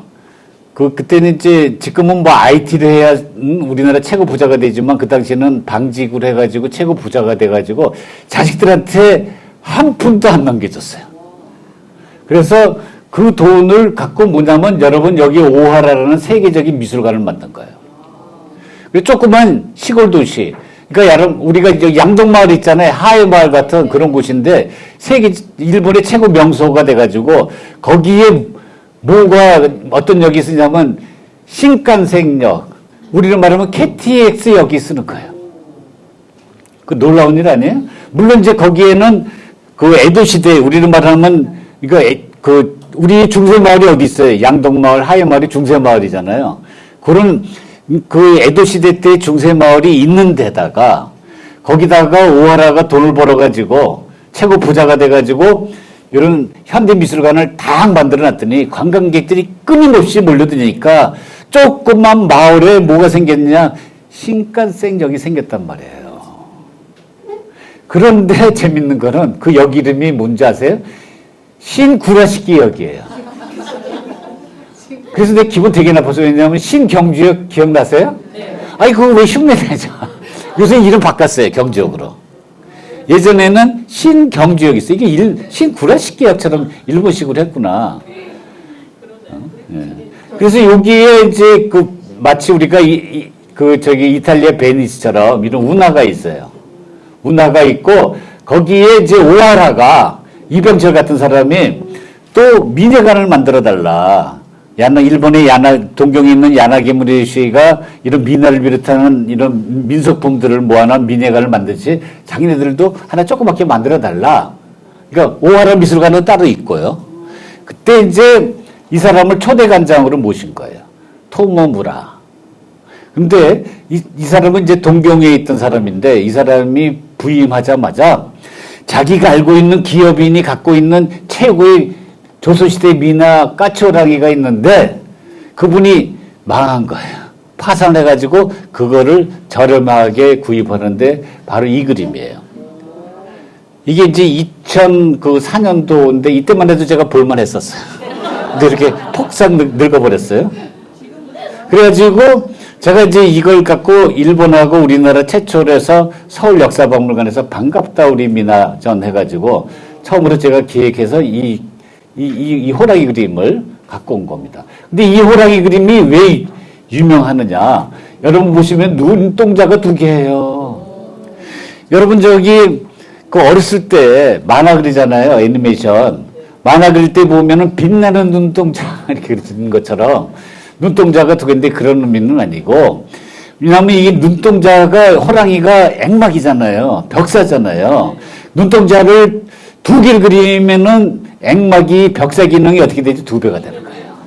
그런 예가 어디 있느냐. 여러분 궁중의 장례를 할 때 방상시라는 가면이 맨 앞에 나가요. 그게 이제 나쁜 것을 다 물리치는 거예요.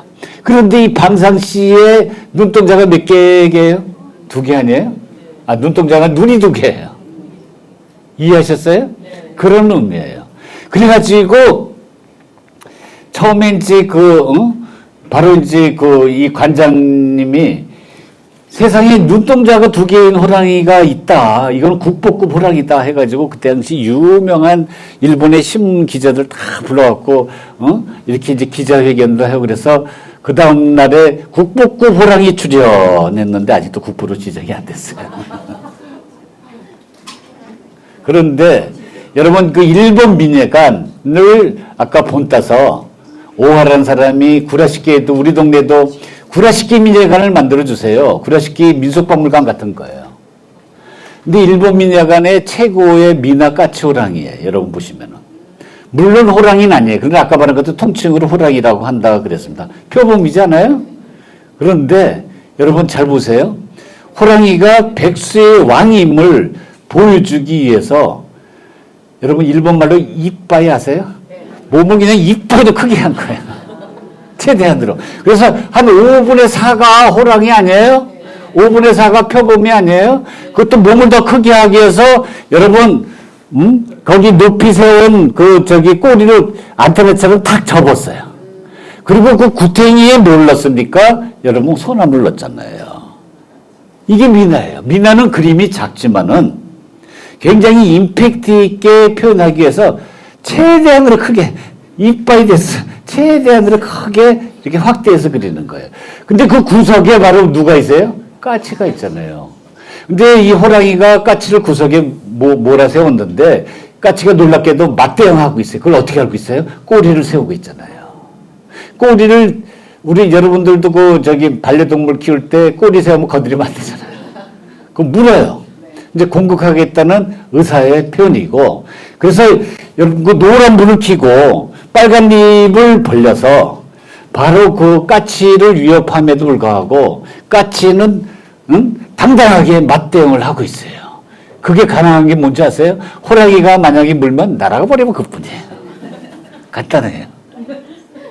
그래서 여기는 마치 우리가 구약성서의 다윗과 골리앗처럼 여기에 까치는 그야말로 정말 힘없는 민초예요. 그리고 호랑이는 뭐예요? 이거는 부패한 부당한 관리예요. 권력이에요. 그러나 여러분 어린 다윗이 거인 골리앗을 돌판매로 해가지고 죽인 것처럼 이런 기적들이 여기 까치호랑이에서 이제 일어나기 시작을 합니다. 그 스토리를 여러분에게 2번째 시간에 소개를 하려고 지금 이렇게 장황하게 얘기하고 있는 거예요.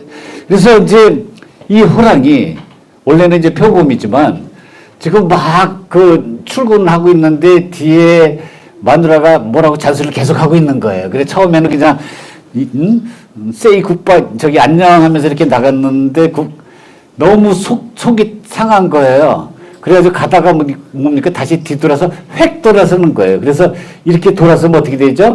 목 디스크가 걸려요. 그런데 이렇게 우리가 호랑이하고 까치가 그냥 단순하게 호랑이 앤드 까치가 아니라 호랑이와 까치의 어떤 갈등 관계가 표현된다. 그러니까 드라마틱하게 뭔가의 그 관계를 표현하는데 이게 미나 까치 호랑이에요. 그러니까 이런 드라마를 여러분이 연출하셔야지 그냥 그림 속에서 소나무 그리고 거기에 까치 깃들고 있고 그 앞에 뭐 밑에 호랑이 있고 이렇게 그리시면 안 된다. 밋밋하게. 예.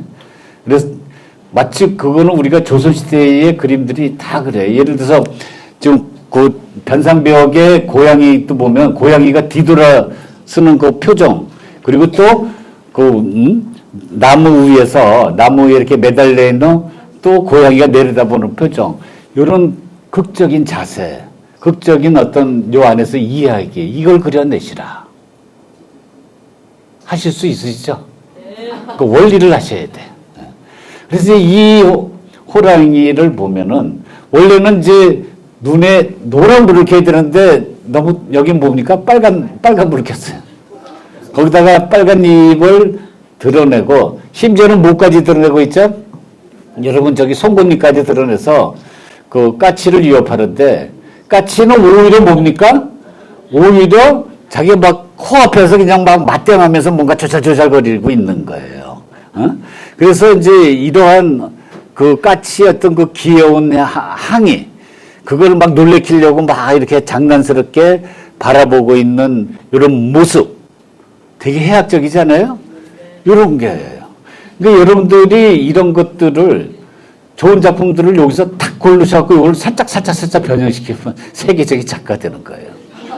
아주 간단해요. 그러니까 원본이 좋아야 돼요. 원본이 재밌어야 변형을 해도 여러 가지의 응용이 가능하지.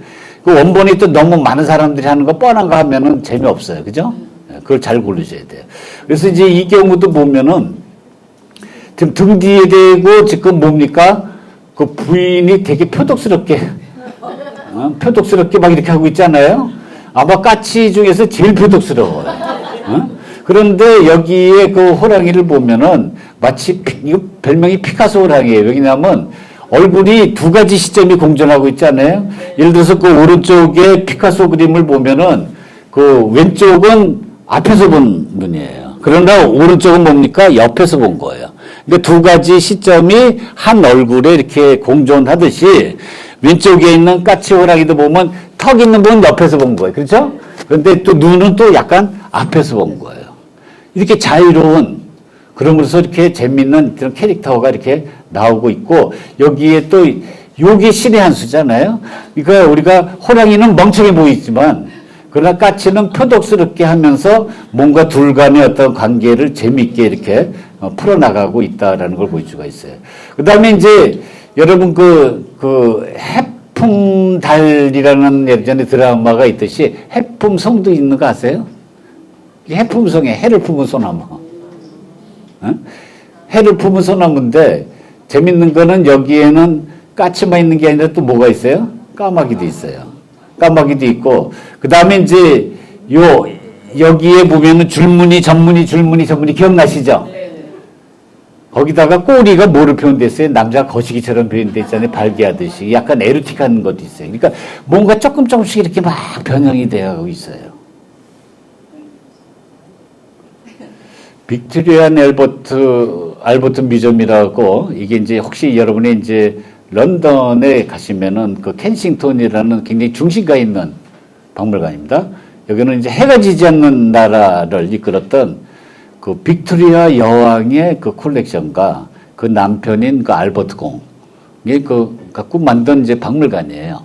근데 이제 디자인하는 사람들은 여긴 정말 성지죠. 성지 순례하는 이런 코스인데, 바로 여기에 이제 미나 까치호랑이가 있어서 제가 이제 직접 카메라로 찍은 건데, 근데 이 호랑이를 보면은 완전히 까치에 겁먹어 있어요.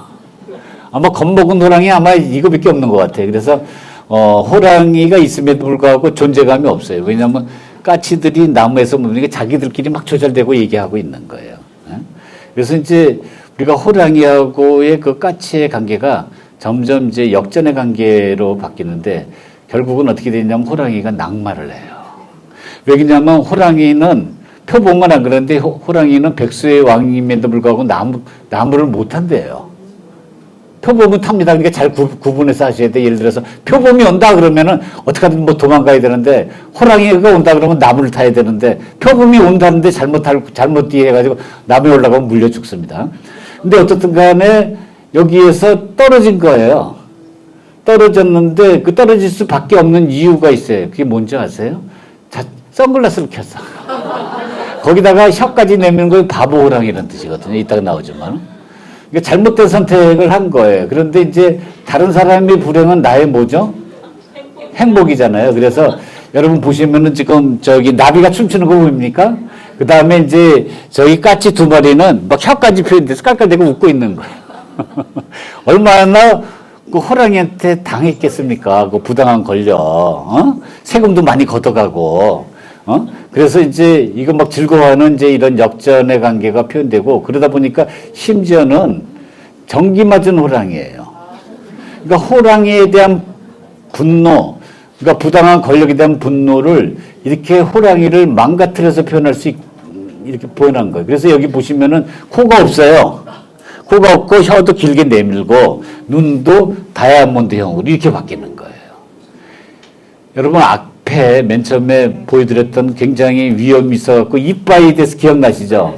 그렇게 이제 위험 있는 호랑이가 이렇게까지 망가지는 거예요. 여기서 뭘 의미하겠습니까?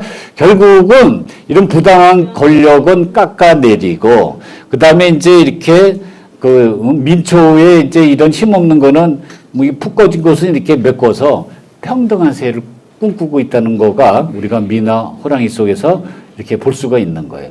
그러나 이제 결국은 화해를 합니다.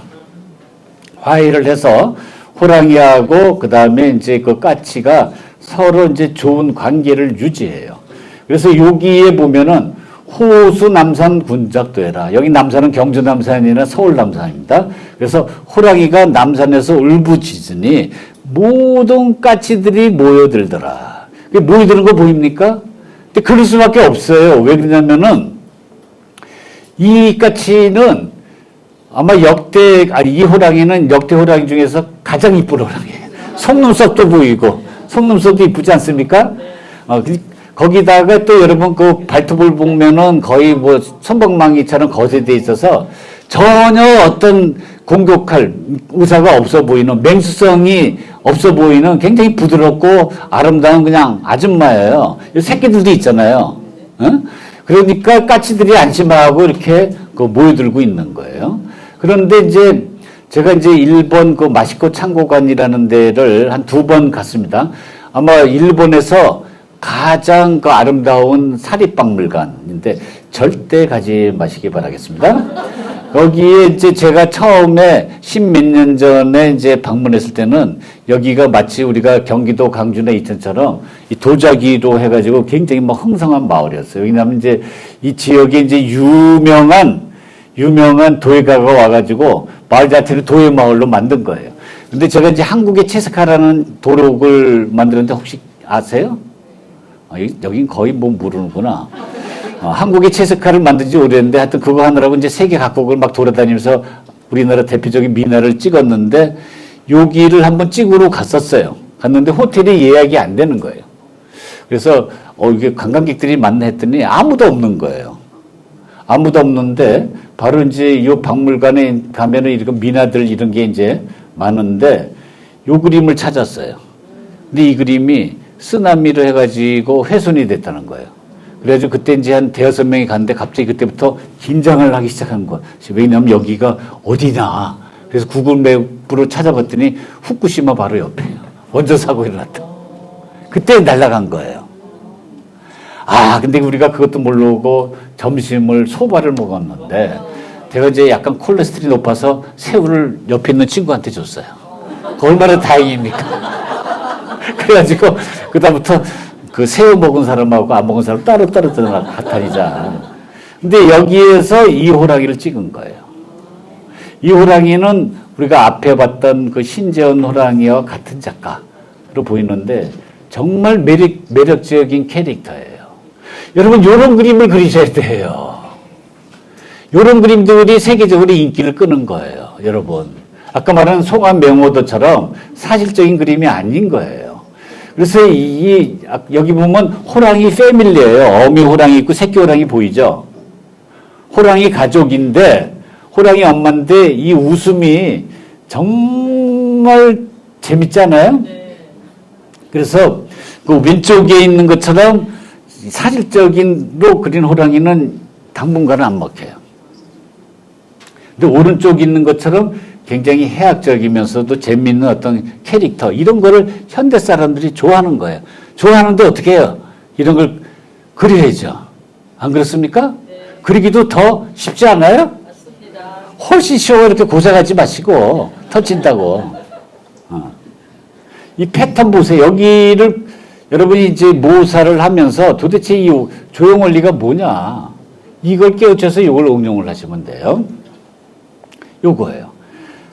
그 웃음을 이빨 갖고 웃음을 참고 있는 그 뼈한 거 뭐 얼굴이 있어요. 그 감정이 막 표현되어 있는 게 있어요. 예.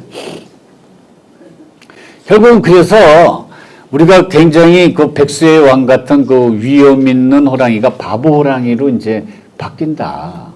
그럼 바보 호랑이 특징은 첫 번째 뭐냐면 사팔뜨기. 이것도 사팔뜨기죠? 두 번째는 혀를 길게 내밀어야 돼요. 그 다음 세 번째는 이 치켜 올라간 꼬리. 이게 아까 말한 것처럼 남자 성기가 이렇게 발기하듯이 이렇게 돼 있고, 그리고 발톱은 부드럽게 해서 맹수성을 보이지 않게 숙여야 돼요. 이런 것들이 바보 호랑이의 특징이고, 또 하나 특징이 뭡니까? 아까부터 계속 얘기했듯이 전무늬, 줄무늬. 기억나시죠? 전무늬, 줄무늬를 이렇게 잘 조합을 하는 거죠. 그래서 이런 것들이 결국은 아까 말한 것처럼 이제 캐대언의 덮이가 된 거고, 그리고 또 이제 88 올림픽의 호들이가 된 거고, 그리고 또 이제 그 평창 올림픽의 수호랑이 돼서 우리나라의 어떤 그 BTS급 호랑이가 된 거예요. 그래서 우리가 근본적으로 이 미나 속에서 보면 그 해악이라는 게 있구나. 도대체 이 해악이라는 게 뭐냐. 해악이라는 거는 결국은 이 권위나 이런 공포를 웃음으로 이렇게 표현하는 거예요. 만약에 권위를, 그거를 그냥 직설적으로 항의한다. 당신네도 그 부당한 권력 세 번 갖지 마세요. 우리를 이렇게 핍박하지 마세요. 했다 그러면 맞아 죽잖아요. 그러니까 이거를 해악을 통해서 이렇게 이제 우회적으로 이렇게 표현하는데, 이게 우리의 백성들, 서민들의 어떤 삶의 지혜가 아닌가. 그래서 탈춤에서도 그렇게 나오잖아요. 양반과 승려들을 하나의 권력으로 보고 그 사람들을 굉장히 막 우스꽝스럽게 희화시키잖아요. 판수레도 마찬가지고, 민속노래도 마찬가지고, 미나 속의 호랑이도 마찬가지예요. 그래서 우리가 중요한 건 뭐냐? 릴레이션십이다. 관계다. 여러분, 이 관계를 통해서 재미있는 어떤 그 스토리텔링을 풀어내야 되는데, 이 관계가 호랑이하고 까치, 호랑이하고 토끼에만 있는 게 아니라 용에도 있어요. 뭐든지 다 미나 속에서는 관계가 있고 스토리텔링이 있어요. 아니, 용에 무슨 관계가 있느냐?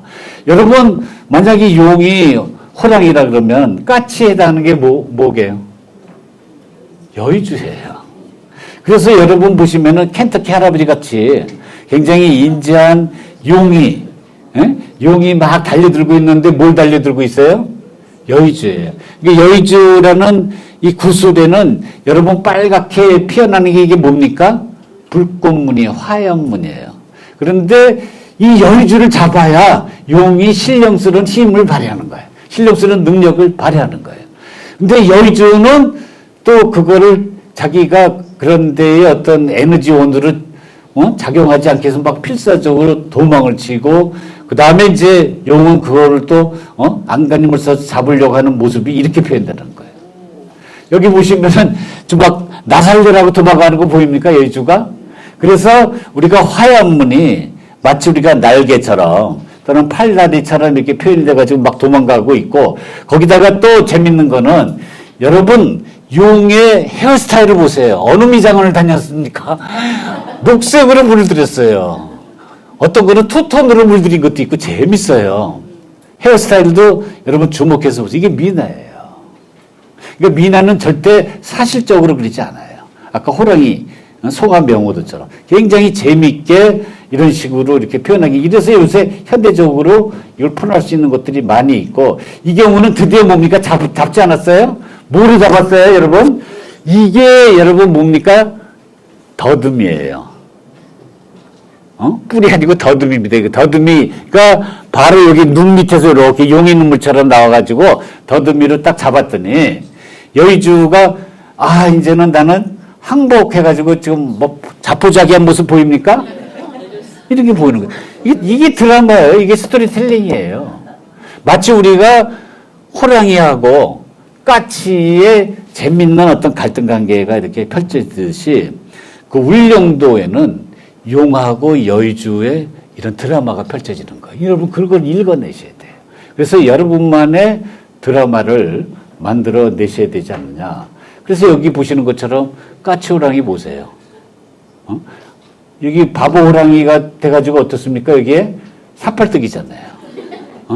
그리고 그렇지만 여러분 이거는 거의 안동양반 아니에요? 까치는 안동양반처럼 점잖게 표현되고 그래서 이거는 마치 우리가 여기 양반과 노비의 어떤 관계를 김홍도가 이렇게 풍자적으로 이렇게 풀어내듯이 이것도 이런 사회적인 이슈, 신분 간의 불공평한 관계라는 사회적 이슈를 동물을 통해서 우화적으로 표현해내고 있는 거예요. 그래서 중요한 게 뭐냐, 여러분. 귀여운 캐릭터, 유모입니다. 유모가 잘못하는데. 유머러스한 캐릭터, 한국적인 캐릭터, 이걸 찾아내셔야 되는데, 그거가 여러분 요번에 그 현대화랑에 이번에 공개된 거예요. 귀엽지 않으세요? 별로예요? 귀엽죠? 그러니까 이런 거를 빨리빨리 찾아내서 자기 작품하는 노력이 필요한데, 여러분 이게 또 귀여울 수밖에 없는 게 등도 이렇게 둥글게 이렇게 했고, 그 다음에 이제 표범의 그 전문의는 우리가 보통 여러분 먹으로 표현하잖아요. 이게 짙게. 근데 이거는 거의 역전으로 보니까 하얗게 표현하죠. 그러면서 또 털옥도 이렇게 잘 살리고, 또 여기는 까치 두 마리가 달려들면서 뭔가 얘기를 하고 있고, 그거를 이제 이렇게 바라보고 있는 이런 모습. 아니면 이건 어디 있냐? 경북대에 있어. 경북대 박물관. 여러분, 대구 경북대 박물관. 경북대학교에서 제가 이제 찍은 건데, 이거는 저 거의 고양이 같은 호랑이 아니에요? 근데 까치가 뭔가 잔소리 할 거 아니에요? 그러니까 미리 기선 제압을 하는 거죠. 꼬리를 탁 모른 척 하면서 탁 제압을 하는. 이제 이런 모습도 있는데, 그럼에도 불구하고 여기에도 최소한의 맹수성이 있어요. 그걸 뭐로 표현하고 있어요? 이빨로 표현하고 있는 거죠. 그래서 우리가 현대적으로 이러한 우리가 그 캐대언의 그 머피처럼 디자인에서 또는 이러한 애니메이션 같은 데서 또는 게임에서 아니면 웹툰에서 응용할 수 있는 것들이 너무 많아요. 보물창고예요. 보물창고. 두 사람은 끄떡끄떡거려요. 세 사람. 이건 뭐 비슷합니까, 여러분? 이 캐릭터는? 영화 속에 E.T. 같잖아요? 별별 호랑이가 다 있어요. 그렇기 때문에 또 하나 우리 재밌는 호랑이를 여러분 찾아서 일본에 여러분 여긴 시즈오카라고 그 후지산 보러 아마 많이들 가시는 것 같은데 그 후지산만 보지 마시고 여기 세리자와 케이스케 미술관이라고 있어요. 거기 보면은 이제 바로 이제 이분인데 이분이 세리자와 케이스케라고 그 동경에서 야나기 문해시와 더불어서 이런 민의 운동을 펼쳤던 분이에요. 근데 일본 국보예요. 다시 말하면 염직공예로는 지금 돌아가셨습니다. 최고의 인간문화재, 인간무연화재인데 이분이 평소에 저기 그 에도 시대 때 우리는 말하면 조선 후기 때에 어떤 그 농가주택을 개조한 이런 소밭집에서 바로 요 자리에요, 요 자리. 여기서 항상 점심마다 소바를 드셨대요. 그래서 내가 이제 그 자리 딱 앉았더니 일본 사람들 대단했고 제자인 분은 무릎을 꿇는 거예요. 무릎을. 자기 선생이 앉았던 자리라. 뭐 그러거나 말거나 저는 앉아서 소바 한 그릇 한 그릇 뚝딱 먹었던 이런 기억이 있는데 바로 요거예요. 근데 우리나라 반다지 보입니까? 그리고 조그만 요 그림인데 이게 일본에서 굉장히 유명한 까치호랑이도 이거예요. 못 그리지 않았어요? 못 그려야 돼요. 굉장히 나이브하게 그려야 돼요. 소박하게 그려야 돼요. 너무 세련되게 그리면 안 돼요. 그래서 여기도 보면은 바로 그 호랑이 패밀리예요. 엄마 호랑이, 애기 호랑이 있는데 여기 보시면 엄마 호랑이가 눈이 뱅글뱅글 도니까 새끼 호랑이도 뱅글뱅글 돌고 엄마 호랑이가 치아가 부실하니까 새끼도 치아가 부실한데 이렇게 마치 우리가 아동화 같은 이런 그림들은 일본 사람 죽었다 깨어나도 못하고 이건 책으로 찍고 있는 거예요. 별로예요? 이렇게 그리기 너무 힘들어요. 피카소가 뭐라 그랬어요? 어린이처럼 그리는데 30년 걸렸다 그랬어요. 30년. 그러니까 너무 테크닉 위주로 그리지 마라 하는 얘기를 좀 계속하고 있는 겁니다. 그래서 우리가 그 미나 속에서의 이런 캐릭터는 너무나 다양합니다. 왜 그렇습니까? 이거는 실제 사실적인 호랑이를 그리지 않고 내 마음속의 호랑이, 나의 호랑이를 그렸기 때문에 정말 다양한 캐릭터, 다양한 얼굴의 호랑이가 나오는 거예요. 이게 미나 까치 호랑이, 바보 호랑이의 최고의 아름다운 덕목이에요. 그래서 이런 것들이 현대인의 마음에 사람을 잡고 이런 것들이 현대의 어떤 그 문화 콘텐츠에서 다양하게 응용이 될 수 있고 또 이런 것들이 우리가 캐대언 머피가 보여줬듯이 BTS가 될 수 있는 가능성이 가장 높다 하는 것이 바로 저의 얘기입니다. 그래서 마지막 끝으로 진짜 끝으로 존 코벨이라는 미국의 유명한 미술사가는 뭐라 그랬냐면 한국 민화는 어떻게 호랑이와 같은 야수에게 정반대의 가치를 부여해서 그토록 쾌활하게 심지어는 그토록 멍청하게 만들어 놓을 수 있는 것이냐. 어떻게 해서 그를 산신과 같은 초월적인 존재의 동반자로 그려낼 수 있었단 말인가. 실제로 이들 민화와 문학은 호랑이가 가축이나 사람도 해치고 잡아먹는 그러한 두려움 속에서 실제 상황의 시대에서 창작된 것이다. 무시무시한 맹수에 대한 존경심을 뒤집어 우스운 호랑이를 표현한 능력이야말로 한국 미술사의 클라이막스다. 여러분 감사합니다. 질문 있으시면 해주시기 바랍니다. 우리가 정말 감사합니다. 이 그림은 여러분 저기 권종찬 교수라고 경북대 경북 도립대인가요? 이 미나 호랑이를 갖고 이렇게 현대적으로 잘 풀어가는 분이 있어요. 그래서 여기 대구 분들을 위해서 지금 대구에도 이런 엄청난 작가들이 있다라는 것을 계속 보여주고 있는 겁니다. 네, 감사합니다. 강의 어땠습니까? 좋았습니까?